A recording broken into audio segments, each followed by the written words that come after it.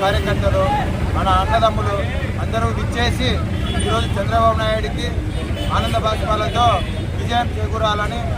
గాడరు అంతా బాగుండాలని ఇప్పుడు పత్తికొండ ఎమ్మెల్యే గారిని కానీ ఈ పత్తికొండ నియోజకవర్గ ప్రజలు అఖండ మేయర్తో గెలిపించి కేఈ శ్యాంబాబు గారిని అసెంబ్లీకి పంపించిన దానికి చాలా సంతోషంతో సెలవు తీసుకుంటున్నాం.